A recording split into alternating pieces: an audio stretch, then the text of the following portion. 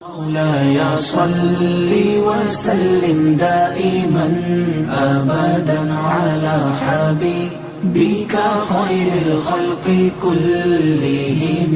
مولاي صل وسلم دائما أبدا على حبيبك خير الخلق كلهم. مولاي صل وسلم دائما أبدا. نحمده ونصلي ونسلم على رسوله الكريم. اما بعد فاعوذ باللہ من الشیطان الرجیم. بسم اللہ الرحمن الرحیم. مثل الذین ينفقون اموالهم فی سبیل اللہ کمثل حبۃ انبتت سبع سنابل فی کل سنبلۃ مئۃ حبۃ واللہ یضاعف لمن یشاء واللہ واسع علیم. صدق اللہ العلی العظیم وصدق رسولہ النبی الکریم ونحن علی ذلک لمن الشاہدین والشاکرین والحمد للہ رب العالمین. حضرت گرامی، اللہ رب العزت کا بہت کرم اور اس کا بہت شکر ہے کہ اس نے ہمیں رمضان المبارک کی مبارک ساعتیں نصیب فرمائیں. آج چوتھے جمعہ میں ہیں. یہ اسی کا کرم فضل ہے کہ دن گزرتے جا رہے ہیں. ابھی ایسے محسوس ہوتا ہے کہ کل کی بات تھی کہ بحثیں ہو رہی تھی، رمضان آئے گا کیسا ہوگا، دن بھر روزہ رکھنا کیسا ہوگا. لیکن دیکھ لیجئے کہ جب انسان نیت کر لیتا ہے تو پروردگار عالم راستے خود بخود مہیا کر دیتا ہے. وہ جو قرآن مجید نے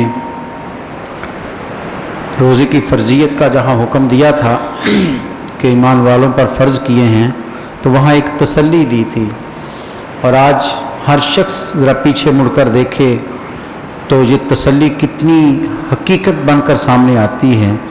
قرآن نے کہا تھا ایام معدودات، یہ گنے ہوئے دن ہیں، گنتی کے دن ہیں. اور دیکھ لیجئے گنتی کتنی تیزی کے ساتھ گزرتی جا رہی ہے. 23ویں روزے میں پہنچ چکے ہیں اور یہ جمعہ ہو سکتا ہے کہ یہ جمعۃ الوداع ہی ہو. اور اگر اللہ نے بہت اور کرم میں اضافے کر دیا تو ایک جمعہ اور مل جائے گا. یعنی آخری لمحات میں ہیں ہم رمضان کے. رمضان اب بچھڑنے پر ہے، آخری عشرہ ہے، طاق راتیں ہیں، شب قدر کی جستجو ہے. لوگ اس کی تلاش کے لیے گھر بار چھوڑ کر اللہ کے گھر میں آ کر بیٹھ گئے ہیں. کتنے خوش قسمت ہیں وہ لوگ. سوچئے ذرا، آج کوئی چند لمحے دوسرے کے لیے نہیں نکالتا. یہ کتنے خوش قسمت لوگ ہوتے ہیں جو سب کچھ چھوڑ کر پورا ایک عشرہ رب کے گھر میں دنیا سے لا تعلقی کا اعلان کر کے آ کر بیٹھ جاتے ہیں. رب کو کتنا پیار آتا ہوگا کہ میرے بندے آج سب کو چھوڑ گئے، گھر بھی چھوڑ دیا، دوستیاں چھوڑ دی، کاروبار جس کے بارے میں ہر وقت سوچتا رہتا ہے یہ کر لوں وہ کر لوں، کسی کو بھی نہیں خاطر میں لایا، سب کچھ چھوڑ چھاڑ کے میرے گھر میں آ گیا ہے. تو سوچئے ذرا، آج کسی بڑے کے گھر پر کوئی یوں آ کر بیٹھ جائے تو وہ اس کا بھی دل پسیج جاتا ہے کہ چلیں اس کو کچھ دے دیں. وہ تو کائنات کا مالک ہے. وہ ہے کہ جو ساری کائنات کو دینے والا ہے. وہ کتنا اپنے بندوں پر انعام کر رہا ہوگا کوئی تصور نہیں کر سکتا. تو کہنا یہ کہ رمضان اب اپنی بہاریں بکھیرتا ہوا جوبن پر ہے. رحمتیں بڑھتی جا رہی ہیں، جوش بڑھتا جا رہا ہے، رب کی عطائیں مزید بڑھتی جا رہی ہیں. جہاں تک حدیث کے مفہوم ہے کہ جو رمضان کے دن گزرتے ہیں، اللہ جتنے دن گزرے ہوئے انسانوں کو بخشتا ہے، آنے والے دنوں میں ہر رات میں بخش دیتا ہے. اب تو نجات کا عشرہ ہے. اب تو دوزخ سے پروانہ نجات ملنا ہے. کس نے محنت کی ہے، کس نے لگن کے ساتھ کوشش کی ہے. اور یہ بھی ذہن میں رکھیے، یہ وہ دربار ہے، یہ وہ اللہ کی ذات کا در ہے جہاں پر کوئی لمبی چوڑی محنت کی ضرورت نہیں پڑتی. کہ اتنا عرصہ تم وقت گزارو گے تو تمہیں یہ ملے گا، وہاں پر تو ایک لمحہ اگر قبولیت کا آ گیا تو ساری زندگی پر حاوی ہو جاتا ہے۔ ایک لمحہ اگر اسے قبول آ گیا، اور اسے قبول آتا ہے، قربان جائے نبی صلی اللہ علیہ وسلم کہ آپ نے کیا کیا ہمیں نہیں سمجھا دیا۔ آپ فرماتے ہیں کہ جب کوئی بندہ گناہگار، گناہوں کا پتلا اپنے گناہوں پر شرمسار ہو کر، نادم ہو کر رب کی بارگاہ میں توبہ کے لیے رجوع کرتا ہے، تو نبی صلی اللہ علیہ وسلم کی حدیث کا مفہوم آپ فرماتے ہیں اللہ کو اس بندے پر بہت ہی پیار آتا ہے اور فرشتوں پر ناز کرتا ہے۔ فرشتوں دیکھو اسے، یہ میرا باغی تھا، مانتا نہیں تھا، آج دیکھو کس طرح میری بارگاہ میں مجھ سے معافیاں مانگ رہا ہے۔ اور اللہ ایسے جس سے رب راضی ہو جائے اسے اور کیا چاہیے ہے، اسے اور کیا چاہیے ہے۔ تو اس لیے اب تو کیا کہتے ہیں، محنت کو سمیٹنے کے دن ہیں، اب تو وہ دن آ گئے کہ جو محنت کی ہے اب اس کا صلہ ملنے والا ہے۔ اس لیے بڑی تندہی کے ساتھ، بڑے جذبے کے ساتھ یہ دن جو ہے ان کو گزاریے گا، ضائع نہ کیجیے گا۔ ہمیں تو لمحہ لمحہ اس سے مغفرت طلب کرنی ہے۔ ہمارے تو گناہ اتنے ہیں کہ ہمارا تو دن سارے کا سارا شاید گناہوں میں گزرتا ہو، کوئی لمحہ ہو جو نیکی کا ہو۔ ہمیں تو بہت زیادہ استغفار کرنی ہے، ہمیں تو بہت زیادہ اس کی بارگاہ میں آنسو بہانے ہیں۔ اور یہ وہ راتیں ہیں جن میں وہ کہتا ہے کہ اگر قدر کی رات تمہیں مل گئی، ایک رات ایسی رکھی ہے اس نے ان آخری طاق راتوں میں کہ اگر تمہاری زندگی میں وہ آ گئی تو قرآن کہتے خیر من الف شہر، 1000 مہینوں کی عبادت سے زیادہ بڑھ کر ہے۔ علماء نے اس پر کیلکولیشنیں کی ہیں، 84 سال یا کتنے سال نکالے ہیں، اتنی تو آج انسان کی عمر نہیں ہے، اوسط عمر اس سے کم ہو گئی ہے، لیکن رب کی کہنا یہ ہے کہ تمہیں اتنا دوں گا کہ تمہاری گنتیاں ختم ہو جائیں گی۔ تو حضرات گرامی، ابھی جو نہیں اس طرف آ سکے، جنہوں نے اس خشوع اور خضوع کے ساتھ رمضان کی قدر نہیں کی ہے، لائیے انہیں دین کی طرف۔ نامعلوم یہ رمضان دوبارہ قسمت میں آئے جانا ہے، یہ رحمت کے دن دوبارہ دیکھنے نصیب ہوں یا نہ ہوں، اس لیے کوشش کیجئے زیادہ سے زیادہ۔ دیکھیں دنیا کے لیے ہر شخص دنیا کے لیے محنت کرتا ہے، بھاگتا ہے اس کے پیچھے۔ باپ صبح سے نکلا رات کو واپس آتا ہے، کھیت میں دھوپ میں کھڑا ہے، مٹی میں کھڑا ہے، وزن اٹھا رہا ہے، اپنی مالک کی جھڑکیاں برداشت کر رہا ہے، کس لیے کہ اولاد کو میں لا کر کھانا کھلا سکوں، اس کی ضروریات پوری کر سکوں۔ لیکن حضرات گرامی، اولاد بھی باپ سے مطمئن نہیں ہوتی۔ کتنی اولادیں ہیں جو کہتی ہیں کہ باپ نے کیا کیا ہمارے لیے، نہیں سوچتی کہ وہ دن میں کتنی سخت دھوپ میں کھڑا رہا ہے میری خاطر۔ انہیں ساری اس کی محنت جو ہے وہ ضائع کر دیتے ہیں کہ جو رات کو سخت سردی کے موسم میں باہر کھڑا ہو کر پہرے دے رہا ہوتا ہے ہماری خاطر۔ لیکن ایک چیز نہ ملے تو اولاد راضی نہیں ہوتی ہے، رشتہ دار راضی نہیں ہوتے، دنیا تو راضی ہوتی نہیں کسی سے، جتنی بھی محنت کرتے چلے جائیں دنیا کبھی کسی سے راضی نہیں ہوتی۔ نبی صلی اللہ علیہ وسلم کی حدیث مبارکہ ہے، فرمایا کہ جو دنیا کا طالب ہوتا ہے، جو دنیا کے پیچھے بھاگتا ہے، فرمایا دنیا اس کے آگے بھاگتی ہے، فرمایا اسے بگا کر تھکا دیتی ہے۔ اور قرآن کہتا ہے اس پر الہاکم التکاثر حتی زرتم المقابر، کثرت نہل میں مزید کی دوڑ نے اور آ جائے، کثرت کی دوڑ نے انسان کو یوں مگن رکھا کہ قرآن کہتے ہیں اسے ہوش تب آتی ہے جب فرشتہ اجل سامنے کھڑا ہوتا ہے، حتی زرتم المقابر، جب قبر کے دھانے پر پہنچ جاتے پھر آنکھ کھلتی ہے، پھر خیال آتا ہے کیا ہو گیا ہے، پھر افسوس کرتا ہے، لیکن پھر وقت نہیں رہتا، پھر ہاتھ کچھ نہیں رہتا۔ دنیا کبھی کسی سے راضی نہیں ہوتی۔ ہاں ایک وجود ہے جو راضی ہو جاتا ہے۔ اولاد کتنی بھی محنت کر لے، ایک باپ کی بات نہ مانے باپ ناراض ہو جاتا ہے۔ شاگرد کتنی بھی استاد کی خدمت کر لے، کسی ایک بات کا انکار کیا وہ ناراض ہو جاتا ہے۔ شیخ کی آپ ساری زندگی سے خدمت کرتے رہیں، کوئی ایک اس کا حکم نہ مارے، شیخ ناراض ہو جاتے ہیں، مرشد ناراض ہو جاتے ہیں۔ لیکن ایک ذات ایسی ہے کہتی دنیا کا ہر فرد تم سے ناراض ہو سکتا ہے، تم کوشش کر کے بھی دیکھ لو، راضی ہوتا ہے تو وہ جو ساری کائنات کو پالنے والا ہے۔ وہ کہتا ہے لمبی چوڑی بھی نہیں، تم ایک لمحہ جس لمحے تم میری طرف رخ کر لیتے میں تم سے راضی ہو جاتا ہوں۔ اس سے بڑھ کر کون ہو سکتا ہے انسان کا ہمدرد؟ کون ہو سکتا ہے انسان کے لیے خیر خواہی چاہنے والا؟ کون ہو سکتا ہے انسان پر اپنا کرم اور فضل کرنے والا کہ جو نہیں کہتا کہ 10 سال محنت کرو گے تو دیکھوں گا، وہ کہتا ہے جس لمحے تم نے اپنا رخ میری طرف کر لیا پھر تمہارے سال کے گناہوں کو نہیں دیکھتا، پھر میری رحمت اتنی حاوی ہو جاتی کہ سارے گناہوں کو مٹا دیتی۔ اس لیے حضرات گرامی دنیا کو راضی کرنے کی ہم ساری کوشش کرتے ہیں، سارا دن دنیا کے پیچھے لگے رہتے ہیں۔ آئیے یہ چند دن جو ہیں یہ خدا کو راضی کرنے کے لیے لگا دیں۔ دنیا راضی ہو یا نہ ہو بھی جائے تو کچھ نہیں دے سکتی۔ کیا دے سکتی ہے دنیا؟ دنیا کسی کا، کیا خوبصورت روایت جا رہی ہے، حضرت سالم حضرت عمر فاروق رضی اللہ عنہ کے پوتے ہیں، کہتے ہیں یہ حرم میں کعبہ کے سامنے طواف کر کے دعا مانگ رہے تھے حتیم کے پاس، تو شاید سلمان بن عبد الولید تھا، شاید وہ امیہ کا حکمران، وہ آیا بادشاہ، اس نے دیکھا ایک جوان بڑا خوبصورت کڑی جوان کعبے کے سامنے کھڑا بڑے ذوق و شوق سے بڑی خشوع کے ساتھ دعا کر رہا ہے، اسے اچھا لگا، پیار آیا۔ اس نے کہا یہ کون ہے؟ لوگوں نے کہا یہ عمر فاروق کا پوتا ہے۔ اس نے کہا اچھا۔ اس نے دعا ختم کی تو جو آگے بڑھ گیا، انہوں نے بھی پہچان لیا کہ بادشاہ ہے۔ کہنے لگے مانگو کیا مانگتے ہو، تم بڑے اچھے ہو، بڑی عبادت کری، خشوع کے ساتھ کی، دل خوش ہوا، مانگو کیا مانگتے ہو؟ تو اس جوان نے کہا کہ حرم میں کھڑا ہوں، رب کی بارگاہ میں کھڑا ہوں، یہاں دنیا نہیں مانگی جاتی۔ وہ کہتے ہیں کہ بادشاہ باہر چلا گیا، فارغ ہو کر باہر کھڑا ہو گیا، حرم سے باہر جا کر مسجد سے باہر کھڑا ہو گیا کہ یہ باہر آئیں گے تو ملوں گا۔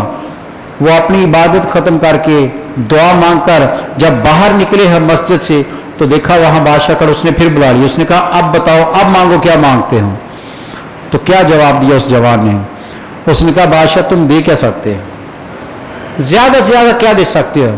دنیا دے سکتے ہو، دولت دے سکتے ہو، میں تو اس کے دربار میں کھڑا ہو کر بھی اس سے دنیا نہیں مانگ رہا تھا، تجھ سے کیوں مانگوں گا؟ میں نے تو کائنات کے مالک سے بھی دنیا نہیں مانگی ہے، تم دنیا دے کر مجھے کیا کر لو گے؟ ارے میں نے تو رب سے وہ مانگا ہے جو آخرت میں بھی کام آنے والا ہے۔ کہتے ہیں وہ کہنے لگا تم نہیں بول رہے، تیرے اندر عمر کا خون بول رہا ہے، یہ عمر فاروق کا خون ہے جو تیرے اندر بول رہا ہے۔ نسلوں میں بھی جو نیکی ہے وہ اثر کرتی ہے۔ دنیا راضی نہیں ہوتی، کما بھی لے تو پھر بھی کچھ نہیں دے سکتی، لیکن وہ ایک ہے، وہ کہتا ہے کہ تم میرے ہو جاؤ پھر دیکھو کیا دیتا ہوں تمہیں۔ تم دنیا کے پیچھے بھاگو گے، دنیا تمہارے آگے بھاگے گی، اور اگر دنیا کو چھوڑ کر میری طرف آؤ گے تو دنیا ساری تیرے قدموں پہ نثار کر دوں گا۔ اگر نہیں یقین تو داتا علی حجویری کے قدموں میں کھڑے ہو کر دیکھ لیجئے، بابا فرید کے قدموں میں کھڑے ہو کر دیکھ لیجئے، خواجہ نظام الدین اولیاء کے مزار پر کھڑے ہو کر دیکھ لیجئے۔ دنیا سے انہوں نے اپنا تعلق توڑا، ترک کی دنیا، اللہ سے محبت کی، اب ساری دنیا ان کے قدموں میں آ کر کھڑی ہوتی ہے۔ وہی لاہور ہے، وہی دریا کے ایک کنارے پر داتا علی حجویری آرام فرما رہے ہیں۔ ذرا جائیے دوسرے دریا کے دوسری طرف، اس بر صغیر کا بہت بڑا حکمران مغلیہ خاندان کا جہانگیر لیٹا ہوا ہے، قبر ہے اس کی مقبرہ جہانگیر میں، کوئی وہاں دن کی روشنی میں بھی نہیں جاتا، اور داتا علی حجویری کے مزار پر قرآن کی تلاوت ختم نہیں ہوتی ہے، وہاں کوئی فاتح نہیں پڑتا۔ جو دنیا دار ہو جاتا ہے ہمیں دنیا دکھا دیتی ہے کہ اس کا انجام کیا ہے، اور جو رب کا ہو جاتا ہے وہ بھی ہمیں دنیا بتا دیتی ہے۔ اس لیے آؤ، جو چند لمحے باقی ہیں خدا کی طرف آؤ، لگاؤ خدا کے لیے اپنے وقت کو، بہت دے دیا دنیا کو ٹائم، سارا دن دنیا کے پیچھے بھاگتے ہیں، دکان رات تک کھلی رکھتے ہیں کہ کوئی اور 4 پیسے آ جائیں۔ حضرات گرامی رب کہتا ہے، میں نہیں، قرآن پڑھیے کبھی، قرآن کہتا ہے کبھی کبھی کسان رات کو شام کے وقت اپنے کھیت میں آتا ہے، فصل لہلہا رہی ہوتی ہے، تیار کھڑی ہے، جھوم رہی ہے، قرآن کہتا ہے کسان کا دل باغ باغ ہو جاتا ہے، خوش ہو جاتا ہے کہ صبح میں اسے کاٹوں گا، میرے گھر میں غلہ آئے گا, دولت آئے گی, اناج آئے گا اور میری محنت کامیاب ہونے لگی ہے. وہ اسی خواب اور اسی سوچ میں گھر جاتا ہے, سو جاتا ہے کہ صبح فصل کاٹنی ہے. قرآن کہتا ہے رات ہم ایسی ٹھنڈی ہوا چلا دیتے ہیں کہ اس کی کھڑی فصل گر جاتی ہے. صبح جب وہ کھیت میں آتا ہے تو فصل ساری نیچے گری ہوتی ہے. وہ اپنے ہاتھ کو سر پر مارتا ہے کہ یہ کیا ہو گیا. اسے خبر نہیں کہ نتیجہ تیرے ہاتھ میں نہیں ہے, نتیجہ میرے ہاتھ میں ہے. تیرا کام محنت کرنا تھا, تو نے کر لی ہے. اب نتیجہ اور اس میں پھل کتنا ڈالنا ہے یہ میرے ہاتھ میں ہے. اگر تو اس وقت بھی کہتا یا اللہ محنت میں نے کر لی ہے, اب اس میں ثمر تو ڈال دے, تو صبح دیکھتا کیا کچھ تجھے ملتا. تو اس لیے حضرات گرامی دنیا تو کما کر بھی دیکھ لیجئے نہیں پوری بنتی, لیکن وہ ہے جو اس کا ہو جاتا ہے تختے سکندری پر, وہ تھوکتے نہیں ہیں بستر جمع ہوا ہو جن کا تیری گلی میں. جو اس در کے گدا ہو جاتے ہیں انہیں تخت شاہی بھی نہیں چاہیے ہوتا, ٹھوکر مار دیتے ہیں اس کو, وہ اس کی پرواہ نہیں کرتے, فرش خاک پر بیٹھتے ہیں اور کائنات پر حکومت کرتے ہیں. یہ وہ لوگ ہیں. عمر فاروق رضی اللہ تعالیٰ عنہ اونٹ چرا رہے تھے, آپ نے سنا ام محترم اللہ تعالیٰ ہزار رحمت نازل فرمائے کیا کچھ نہیں ہمیں بتا کر گئے, کیا نبی صلی اللہ علیہ وسلم کی محبت کے کیسے کیسے زمزمے نہیں بکھیر کر گئے, کیا محبت کی باتیں نہیں بتا کر گئے کہ ایران کے بادشاہ نے نمائندہ بھیجا, جاؤ دیکھو مسلمانوں کا حکمران کیسا ہے. پوچھتا پچھاتا وہ پہنچ گیا صحرا میں, اونٹ چر رہے ہیں. عمر فاروق کے ہاتھ میں ایک ڈنڈا تھا جسے ہانک کر لائے تھے, بیت المال کے اونٹ سر کے نیچے رکھا ہے, سو رہے ہیں. اور تاریخ کہتی پسینہ بہ بہ کر ریت کو گیلا کر رہا تھا. یہ کون ہے؟ 22 لاکھ مربع میل پر حکومت کرنے والا بادشاہ, 22 لاکھ مربع میل پر کم و بیش حکومت کرنے والا, آدھی سے زیادہ حکومت جس کے زیر قدم ہے. لیکن کیفیت کیا ہے؟ فرش خاک پر ریت پر سوئے ہوئے ہیں. تو کیا خراج عقیدت پیش کیا تھا؟ اس نے کہا تھا عمر تو انصاف کرتا ہے اس لیے بغیر کسی پہرے دار کے فرش خاک پر بھی تجھے نیند آ رہی ہے. ہمارے حکمران ظالم ہیں اس لیے مخمل کے بستر پر پہروں میں بھی نیند نہیں آتی. جو رب کا ہو جاتا ہے پھر وہ بے نیاز ہو جاتا ہے. رب کہتا آؤ میری طرف پھر تم میں وہ کچھ دوں گا. قرآن کہتا ہے وہاں سے تمہیں دوں گا جہاں سے تمہیں گمان بھی نہیں ہو, اور اتنا دوں گا کہ تمہاری طاقت اور بساط سے بڑھ جا کر دوں گا. اس لیے جو چند دن باقی ہیں بڑی درد مندی سے گزارش کروں گا مسجد سے رجوع کیجیے, رب کی بارگاہ میں آئیے. بہت وقت ہم دنیا کے لیے سارا سال محنت کرنی ہے لیکن رمضان دوبارہ نہیں ملنا. یہ قسمت کی بات ہے کس کو ملتا ہے. اس لیے زیادہ سے زیادہ عبادت کیجیے, رات کو جاگیے, تاک راتوں میں شب بیداری کیجیے, قرآن کی تلاوت کیجیے, نوافل پڑھیے اور رب سے اپنے گناہوں کی استغفار کیجیے. آج تو وہ اپنی رحمتیں اتنی بکھیر رہا ہے, جو ایک لمحے کے لیے اس کی طرف آتا ہے اسے اپنی رحمتوں سے مالا مال کر رہا ہے. ایسی برستی ہوئی بارش میں بھی کوئی شخص اگر جس کا جسم خشک رہ جائے پھر اسے محروم ہی کہا جا سکتا ہے, بدقسمتی کہی جا سکتی ہے. موسلا دار بارش برس رہی ہو اور پھر بھی انسان پانی کو ترس رہا ہو. دریا کے کنارے بیٹھ کر بھی جو پانی کو ترسے اس کی بدبختی نہیں تو اور کیا ہے. آج تو رحمتیں جوبن پر ہیں, بارش برس رہی ہے رحمت کی, اپنے دامن کو اس میں بھگو لیجئے, خالی دامن پساریے رب کے سامنے اور اس سے مانگیے, رب دیتا ہے. حضرات گرامی رمضان المبارک کا روزہ یہ فقط بھوک اور پیاس برداشت کرنا نہیں تھا, یہ ایک اندر احساس پیدا کرنا بھی تھا. یہ اندر ایک سوچ پیدا کرنی تھی کہ صبح تم نے اپنی خواہش, اپنی رضا اور اپنی مرضی سے اپنے دسترخوان سے چیزیں کھا کر خود چھوڑی ہیں, چند گھنٹے خود برداشت کی ہے بھوک, شام کو تمہیں یقین ہے کہ میرے پاس بہت کچھ ہے کھانے کو, کھا لو گے پھر افطار میں. رمضان یہ احساس دلاتا ہے, ذرا سوچو ان لوگوں کا جن کے پاس حقیقت میں ایک لقمہ بھی نہیں ہوتا. سوچو تو صحیح, تم نے 12-17 گھنٹے پیاس سے زبان خشک ہو گئی, تمہیں پیاس تنگ کرتی ہے, کھانے کو تم نے کچھ نہیں کھایا 17 گھنٹے میں بھوک تنگ کرتی ہے. ارے ذرا احساس کرو ان غریبوں کا جن کے ہاں چولہا کئی کئی دن تک نہیں چل رہا, وہ کیسے کی زندگی بسر کر رہے ہیں. اگر رمضان کا روزہ یہ احساس پیدا نہیں ہوتا کرتا تو حضرات گرامی پھر ہم نے روزہ صحیح رکھا نہیں ہے. روزہ تو یہ احساس پیدا کر کے جاتا ہے, احساس جگا کر جاتا ہے کہ اپنے دائیں بائیں میں دیکھو, کوئی ایسا تو نہیں جس کے پاس کھانے کو نہ ہو, کوئی ایسا تو نہیں جس کے پاس پہننے کو نہ ہو, کوئی ایسا تو نہیں جس کے پاس پینے کو نہ ہو, اور میں اپنے گھر میں پورا پیٹ بھر کر کھا رہا ہوں. وہ حدیث بڑی سخت ہے نبی صلی اللہ علیہ وسلم کی, فرمایا ساری رات عبادت کرنے والا, قیام اور رکوع کرنے والا, ساری رات قیام میں کھڑا رہے, سجود میں پڑا رہے, لیکن اگر اس کے ہمسائے میں کوئی بھوکا سو گیا, رب اس کی ساری رات کی عبادت کو قبول نہیں کرتا. ہمارا دین ذات کی حد تک نہیں ہے, یہ معاشرتی دین تھا, یہ دین لوگوں کو ساتھ لے کر چلنے کا دین تھا. یہ فطرانہ کیوں رکھوا گیا؟ کہتے ہیں جی حدیث ہے, ٹھیک صحیح ہے کہ روزے میں کمی بیشی اس کا ازالہ ہو جاتا ہے, لیکن حقیقت میں علماء کہتے ہیں اس کا مقصد کیا تھا؟ ارے نکالو, ہر فرد اپنے مال سے پیسہ نکالے اور ان غریبوں کو جا کر دے, تاکہ جب عید کا دن آئے تو صحیح عید بن سکے, ہر ایک کے چہرے پر خوشی آ سکے, ہر ایک کے گھر میں خوشی ہو, ہر ایک عید کا دن خوشی سے منا سکے. یہ نہ ہو کہ چند گھروں میں خوشی ہو اور چند گھروں میں لوگ مجبوری اور افسوس کے ساتھ بیٹھے, ان کو بھی ساتھ شریک کیا جائے, پھر عید عید بنتی ہے, اکیلے عید نہیں ہوتی. نبی صلی اللہ علیہ وسلم کی وہ حدیث جب پڑھتا ہوں یقین کیجئے دل کانپ اٹھتا ہے, جسم پانی پانی ہو جاتا ہے کہ ہم کیا اور ہماری اوقات کیا. میرے نبی صلی اللہ علیہ وسلم گھر سے عید کی نماز کے لیے نکلے, بڑی کبھی تاریخ, سرکار عید کے روز نیا اجلا ابا پہنتے تھے, امامہ شریف سب سے بڑا ہوتا تھا, عام دنوں سے زیادہ بڑا مانتے تھے, خوشبو سے نہا کر, خوشبو تو ان کے بدن سے ویسے پھوٹتی تھی لیکن سرکار پھر بھی خوشبو لگا کر گھر سے نکلے ہیں, جبہ پہنا ہوا ہے, پوری تیاری کے ساتھ عیدگاہ کی طرف جا رہے ہیں. روایت کہتی کہ گئے تو گلی کی نکڑ پر ایک بچہ رو رہا ہے. حضرات گرامی عید ہوتی کیا ہے؟ اپنے گھر میں چند لمحوں کے لیے خوشی منا لینا عید کا نام نہیں ہے. اسلام نے عید کو اور معنی دیا تھا. سرکار نے دیکھا ایک بچہ رو رہا ہے, آپ اس کی طرف چلے گئے, اس کے سر پہ ہاتھ رکھا, پوچھا بیٹا کیوں رو رہے ہو؟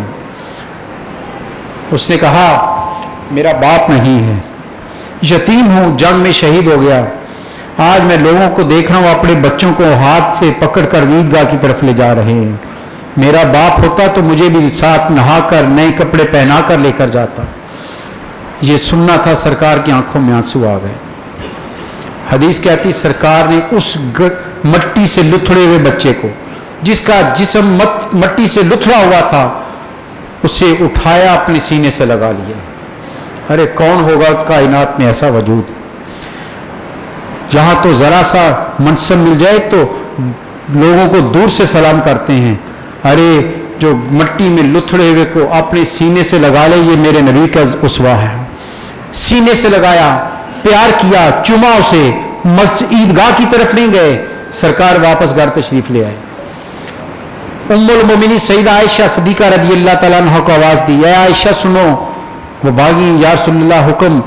فرمایا تم کہتی میرا بیٹا نہیں ہے, یہ دیکھو رب نے بیٹا دیا, آؤ اس کو تیار کرتے ہیں. روایت کہتی ہے خود غسل دیا میرے نبی صلی اللہ علیہ وسلم, حسنین کریمین کا جوڑا پہنایا, قربان جائیں اس بچے کی عظمت پر. جوڑا بھی پہنا تو جنت کے سرداروں کا جوڑا, اور پہنا بھی کس کے ہاتھ سے؟ جنت کے مالک کے ہاتھ سے پہن رہے ہیں. اور گھر بھی کون سا ہے؟ جو کائنات کے محبوب کا گھر ہے. وہاں جوڑا پہنایا, لباس پہنایا, تیار کیا, اور خوشبو لگا کر اپنے ہاتھ سے, انگلی سے اس کا ہاتھ پکڑ کر عیدگاہ کی طرف. اب بچے کے چہرے پر مسکراہٹ ہے, خوشی سے وہ بھی ناچ رہا ہے. یہ ہے عید جو میرے نبی نے منائی ہے, یہ اسے عید کہتے ہیں. یہ اپنے گھر میں چار اپنے افراد کو جمع کر کے خوشی منا لینا یقیناً خوشی ہوتی ہے, لیکن اسلام اس خوشی کا قائل نہیں. اسلام کہتا ہے لوگوں کو شامل کرو اس خوشی میں, ہر ایک کے چہرے پر خوشی لاؤ, پھر عید عید بنتی ہے, پھر عید منانے کا حق ادا کیا جاتا ہے. ورنہ صرف لفاظی ہے, رسم ہے کہ 4 جوڑے پہن لیے, 2 وقت کا کھانا اچھا کھا لیا, اور لوگ بیچارے لباس کو ترس رہے ہیں, لوگ بیچارے کھانے کو ترس رہے ہیں. کتنے گھروں میں آج چولہا نہیں جلا ہوگا.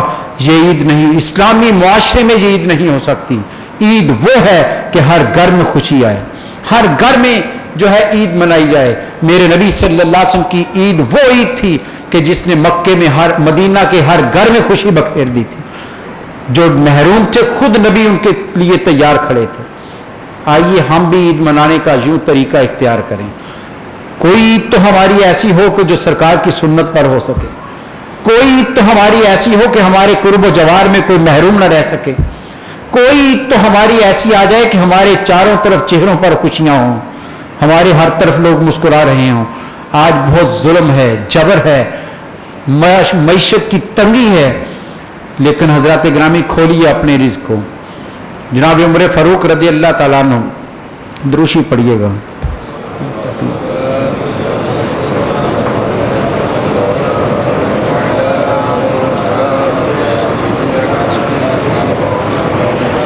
حضرت سیدنا عمر فاروق رضی اللہ تعالیٰ عنہ دور حکومت ہے. آپ مسجد میں بیٹھے کام کر رہے ہیں خلافت کا, لوگ بھاگے ہوئے آئے, یا امیر المومنین, یا امیر المومنین. میں کیا ہوا؟ کام کرتے ہوئے پوچھا کیا ہے؟ یا امیر المومنین, مدینہ کے مضافات میں آگ لگ گئی ہے جو بڑھتی آ رہی مدینہ کی طرف, بڑی تیزی سے مدینہ کی طرف آ رہی ہے, ہمارے گھروں کو جلا دے گی, کچھ کیجئے. حدیث کہتی ہے عمر فاروق کام میں لگے ہوئے ہیں, سر بھی نہیں اٹھایا, فرمایا جاؤ اپنے رزق کے دروازے کھولو. لوگ حیران ہو گئے کہ یہ کیا بات کہی ہے؟ ہم کہہ رہے ہیں آگ لگی ہے. پھر لوگوں نے شور مچایا, امیر المومنین آگ قریب آ چکی ہے, ہمارے گھر جل جائیں گے, کچھ کیجئے. فرمایا جاؤ اپنے رزق کے دروازے کھولو. لوگ پھر پریشان ہو گئے کہ یہ کیا جواب ہے؟ آگ کا جواب تو پانی سے دیا جا سکتا ہے, اور امیر المومنین کہنے رزق کے دروازے کھولو. پھر لوگوں نے شور مچایا, آپ کو غصہ آ گیا, فرمایا جاؤ سب کو یہاں بلا لو. غصے سے کہا سب کو یہاں بلاؤ. حدیث کہتی سب کو, مدینے کے سارے لوگوں کو جمع کر لیا, سب وہاں جمع ہو گئے. حضرت عمر فاروق نے کہا تمہیں میں نے کہا ہے جاؤ اپنے اپنے گھروں میں اپنے رزق کو کھولو, غریبوں تک لے کر جاؤ, بانٹو. اب غصے سے کہا تھا, امیر المومنین کا حکم تھا, ہر فرد بھاگا اپنے گھر کی طرف, رزق کو کھولا. تھوڑی دیر کے بعد دیکھا تو آگ بجھ چکی تھی. لوگ بڑے حیران ہوئے, بھاگے آئے امیر المومنین کے پاس. امیر المومنین یہ عجیب بات ہوئی, آپ نے پانی کا انتظام نہیں کیا, مشکیزے کے لیے نہیں کہا, لیکن آگ بجھ چکی ہے, یہ کیسے ہوا؟ فرمایا تمہیں خبر نہیں ہمارے کریم نبی نے کیا فرمایا تھا. آپ نے فرمایا تھا جب لوگ اپنے رزق کو بند کر لیتے ہیں, ہاتھ روک لیتے ہیں, تو رب عذاب مسلط کرتا ہے. یہ آگ نہیں تھی, یہ رب کا عذاب تھا. تم نے رزق کو کھولا ہے تو رب نے اسے روک لیا. آج اگر حقیقت کی آنکھ کو کھولے تو ہم سختیاں ایسے نہیں آئی ہیں, ہم اپنے اپنے حال میں مست لوگ ہیں, کسی کو کسی کی پرواہ نہیں ہے. کھولیے رزق کے دروازوں کو, ہاتھوں کو کھولیے, آپ تقسیم کیجئے, خود جا کر دیجئے. یہ تو وہ دین ہے جو کہتا ہے اپنے دروازے پر جمع نہ کرو, خود چل کر جا کر دو ان کو, اور اس طرح دو کہ اس کی عزت نفس بھی مجروح نہ ہو, احسان بھی نہ جتاؤ, اذیت بھی نہ دو, بلکہ وقار کے ساتھ یوں دو کہ وہ کل تمہارا سامنا بھی سر اٹھا کر کر سکے. یہ ہے دین رحمتوں کا دین, یہ ہے دین خیر خواہی کا دین, یہ ہے دین انسانیت کا دین, یہ ہے وہ دین جو میرے نبی لے کر آئے تھے. یہ وہ معاشرہ تھا جو مصطفی معاشرہ بنا تھا. قرآن مجید خرچ کرنے والوں کی تعریف کر رہا ہے. قرآن کہتا ہے آؤ خرچ کرو رب کی راہ میں, کیا ملے گا تمہیں؟ انسان بنیادی طور پر مفاد پرست ہوتا ہے, فوراً کہتا ہے مجھے کیا ملے گا. رب کہتا ہے میں بتاتا ہوں کیا ملے گا تمہیں. قرآن کہتا ہے مثل الذین ینفقون اموالہم, ان لوگوں کی مثال جو مال کو خرچ کرتے ہیں, کہاں پر؟ اپنی ذات پر, دنیا کے کاموں پر. فرمایا نہیں, فی سبیل اللہ, اللہ کے راستے میں, اللہ کی رضا کے لیے جو اپنے مال کو خرچ کرتا ہے, اس کی مثال کیا ہے؟ اب قرآن مثال دے رہا ہے. سوچئے جب قرآن کو مثال دے تو وہ کتنی بڑی سچائی ہوتی ہے, کتنی بڑی حقیقت ہے. اور میں ان کی مثال کمثل حبۃ, جیسے کہ ایک دانہ ہو, جیسے کہ ایک دانہ ہو, انبتت سبع سنابلا, اس دانے کو تم نے زمین میں ڈالا. قرآن کہتا ہے وہاں سے کوپر پھوٹی, وہاں سے بالی نکلی, خوشہ نکلا, फी कुल्ल सुंबलतिन मियातों हब्बतिन, लेकिन वो एक दाना तुमने जमीन में डाला, कुरान कहता है खोशा निकला, एक नहीं निकला। कुरान कहता है उसमें से जो बाली निकली हर एक पर 100-100 दाने लगे हुए थे, हर एक पर 100-100 दाना है। वल्लाहु युदाइफु लिमन यशा, और कुरान क्या तसल्ली दे रहा है, कुरान कहता है लोगों 100 तक ही महदूद ना रहना, वल्लाहु युदाइफु लिमन यशा, अल्लाह जिसके लिए चाहता है और बढ़ा देता। तुम एक खर्च करो रब के रास्ते में, एक खर्च करो, कुरान कहता है एक मेरे रास्ते में खर्च करो। 100 का वादा तो कुरान ने किया है, लेकिन फरमाया 100 तक ही नहीं, वल्लाहु युदाइफु लिमन यशा, अरे रब जितने चाहे बढ़ा देता। और एक हदीस है नबी सल्लल्लाहु अलैहि वसल्लम, फरमाया 700 गुना तक रब बढ़ा देता। और कुरान एक जगह कहते हैं मन जा बिल हसनत फलहु अशरु अमसालिहा, जो एक नेकी लेकर आता है हम उसे 10 गुना ज्यादा अजर देते हैं। हजरत उमर फारूक रज़ियल्लाहु अन्हु का दौरे हुकूमत था, कहत पड़ गया, खाने को कुछ नहीं, लोग आपके पास आए, हजरत कुछ इंतजाम कीजिए, कोई गल्ला बाहर से मंगवाइए। किसी ने कहा हजरत उस्मान गनी ने बाहर से गल्ला मंगवाया है, 100 ऊंट गल्ले के लदे उनके आ रहे हैं, पहुंच रहे हैं मदीना में, आप उनसे बात कीजिए। हजरत उमर खुद चलकर हजरत उस्मान के घर गए, दोस्त थे, यारी थी, बड़े तपाक से मिले, हाल अहवाल पूछा। हजरत उमर ने कहा उस्मान सुना तुमने बाहर से गल्ला मंगवाया है? कहा जी बिल्कुल, गल्ला पहुंचने वाला है। कहा मुझे भेज दो, रियासत खरीदने को तैयार है, मुनाफा ले लो, 2 गुना ले लो। हजरत उस्मान ने कहा नहीं मैं नहीं दूंगा, थोड़ा है। हजरत उमर ने कहा 3 गुना ले लो। हजरत उस्मान ने कहा थोड़ा है मैं नहीं दूंगा। पूछा कितना लोगे? कहा 10 गुना मुनाफा लूंगा। हजरत उमर कहने लगे उस्मान ये क्या बात हुई, इतना तो हम नहीं दे सकते, हुकूमत के पास इतने वसाइल नहीं है, हम 3 गुना तक मुनाफा दे सकते हैं, हमें बेच दो, हमें जरूरत है, लोग भूख से मार रहे हैं। फरमाया 10 गुना दे सकती हो तो अभी ले लो वरना जवाब है। हजरत उमर नाराज होकर घर वापस आ गए, नाराज हो गए और एक जुमला कहकर आए, उस्मान तू तो कभी भी ऐसा नहीं था, आज तू भी लोगों की मजबूरियों से फायदा उठा रहा है। नाराज होकर आ गए, घर पहुंचे ही थे कि बाहर गली में हरकारे की आवाज आ गई कि लोगों उस्मान गनी का ऐलान है, जिसको जितना माल चाहिए आकर ले जाए, मुफ्त में दिया जा रहा है। हजरत उमर ने सुना तो गुस्सा और बढ़ गया, फिर भागे तेजी से हजरत उस्मान के पास आए। उस्मान ये क्या तमाशा, मैं लेने के लिए आया, 3 गुना मुनाफा दे रहा था, तूने कहा 10 गुना लेना है, अब वैसे ही दे रहे हो।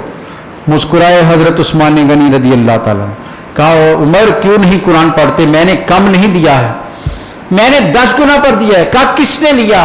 फरमाया कुरान नहीं पढ़ते, रब कहता है तुम एक नेकी लाओ मैं 10 गुना देता हूं, तुम नहीं दे सके, मेरा रब का वादा सच्चा है, मैंने उसके हाथ पर दे दिया।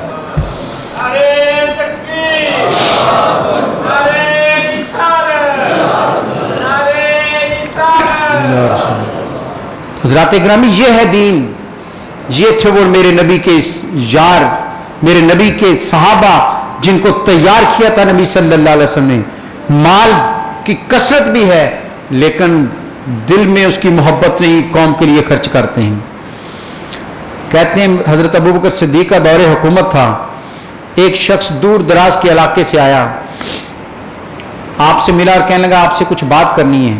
आप उसे घर ले गए, उसने देखा बड़ा अच्छा घर है, अंदर बिठाया, अंदर सादा सा घर था, सादा सी चारपाई, बैठे।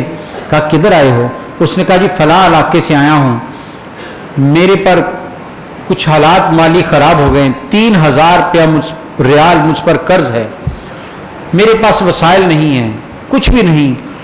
तो मैंने सोचा आप अमीर हैं, लोगों के भी अमीर हैं, वैसे भी अमीर हैं, मुझे भी पहले वही दिया सब कुछ और अब इतना माल भी दे रहे हैं, ये क्या वजह है?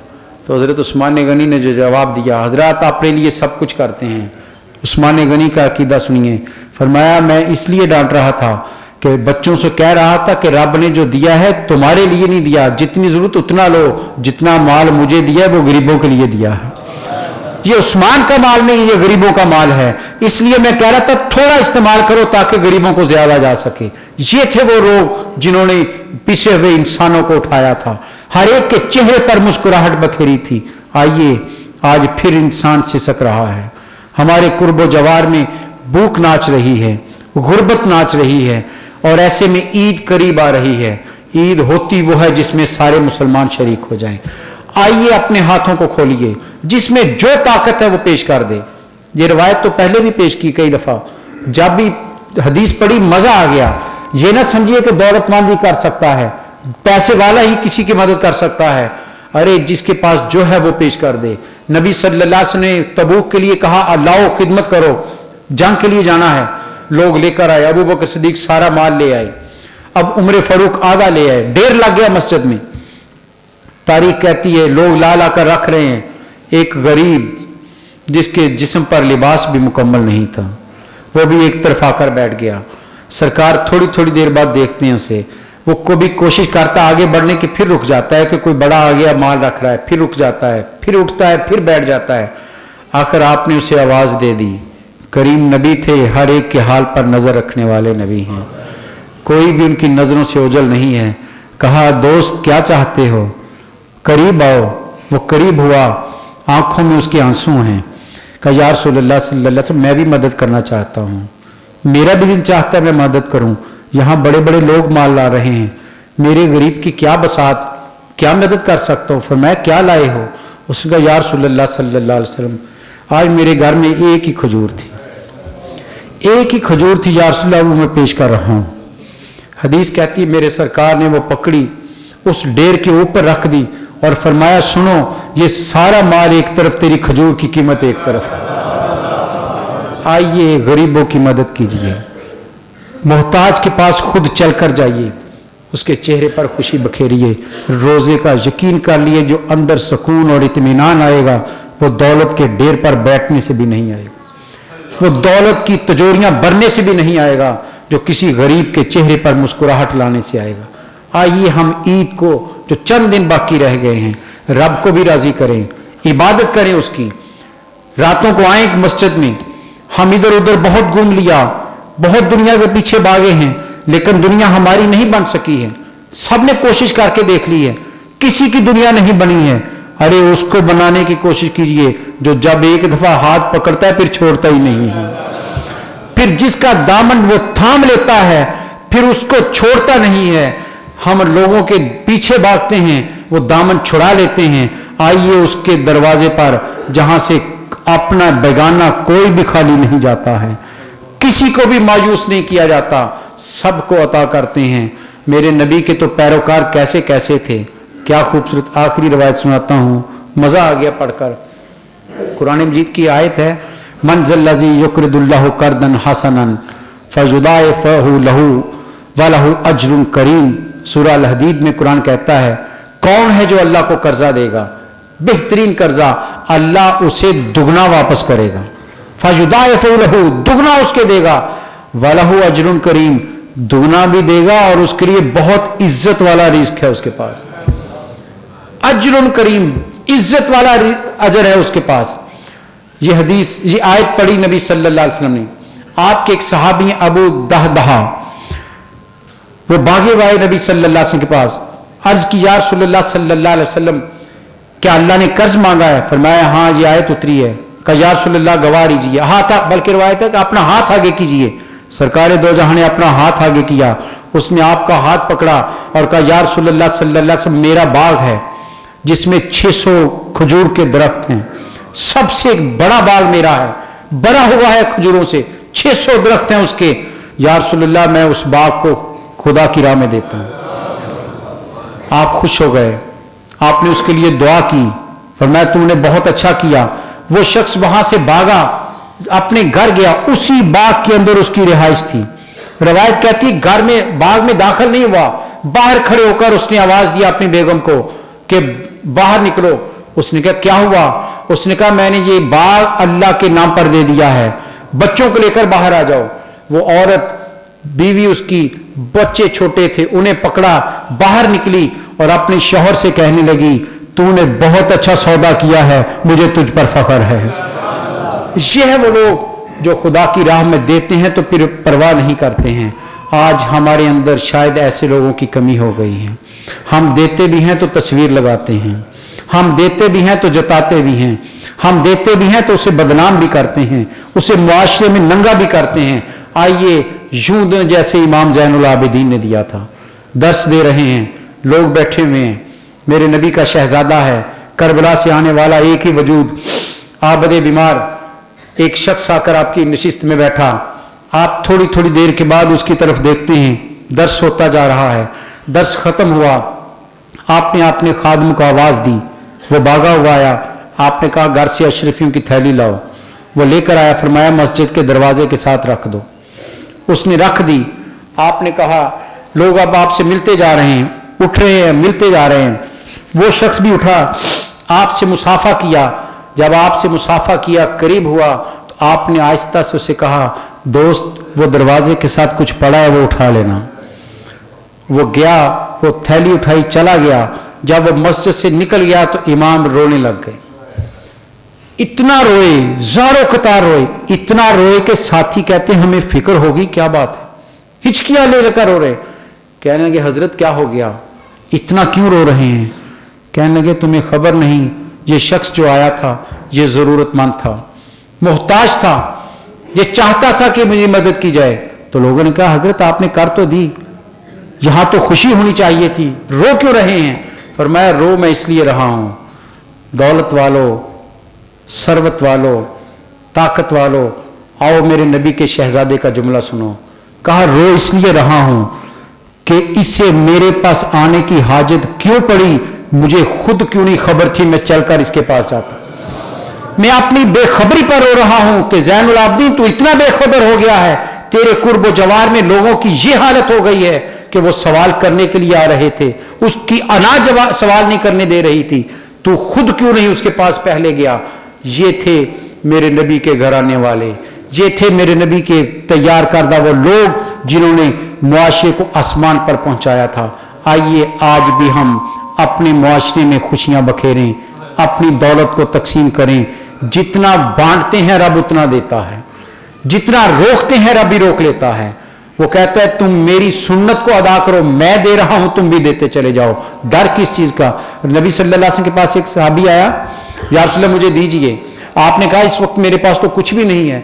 उसने कहा कि मुझे दीजिए, मैं अल्लाह ने जो दिया है आपको वो सारा उसमें से मुझे दीजिए। तो आप मुस्कुराया, आपने फरमाया तू सही कहता है, अल्लाह ही मुझे दे रहा है, मैं उसी में से देता हूं, जाओ फलां से ले लो, दुकान से मैं उसे दे दूंगा। हजरत उमर ने कहा या रसूल अल्लाह क्यों अपनी जान पर इतना बोझ डालते हैं, जब आपके पास नहीं है तो उसे बता दीजिए कि मेरे पास इस वक्त नहीं है, फिर आ जाना। इसी दौरान एक अंसारी बैठे हुए थे, उन्होंने कहा या रसूल अल्लाह सल्लल्लाहु अलैहि वसल्लम दीजिए, जब आपको आपका रब दे रहा है आप क्यों रोक रहे हैं। सरकार के चेहरे पर मुस्कुराहट आ गई, फरमाया ये बंदा सही कह रहा है, जब रब दे रहा है तो मुझे रोकने का हक नहीं है। आइए रब ने हमें दिया है तो उसका शुक्र अदा करें, लोगों को दें, उनकी खिदमत करें, इज्जत के साथ, एजाज के साथ, वकार के साथ उनको शामिल करें ताकि वो भी खुशी मना सकें। अल्लाह ताला मुझे और आपको लोगों की खिदमत की तौफीक अता फरमाए। और आखिरी बात मैं जवानों से ख़ास तौर पर कहूँगा, ताक रातें हैं, आखिरी अशरा है, मेरे सरकार तो आखिरी अशरा मस्जिद में गुजारते थे, 10 दिन मस्जिद में, 10 साल मदीना में रहे हैं। उम्मुल मोमिनीन फरमाती हैं हर साल आखिरी अशरा सरकार इत्काफ में मस्जिद में होते थे। कितने अफसोस की बात है कि नमाज तरावी में 1-1.5 साफ हो, हम कुरान सुनने से भी भागते जा रहे हैं। हमें क्या हो गया कि हम कुरान को सुनने को नहीं तैयार। आखिरी दिन है, मेहनत कर लीजिए। नबी सल्लल्लाहु अलैहि वसल्लम फरमाया रोजा भी शफात करेगा, कुरान भी शफात करेगा। हम इन शफात करने वालों के मोहताज हैं, हमारे अमाल नहीं कि हम बख्शे जाएं, हमारी ये सिफारिश करेंगे तो बख्शे जाएंगे। इसलिए ये जो चंद रातें बाकी हैं, मैं गुजारिश करूंगा कि मस्जिद में ऐसे ही रौनक होनी चाहिए, बढ़ चढ़ कर आइए मस्जिद में। मौलाया सल्ली व सल्लिम दाइमन अबदन अला हबीब।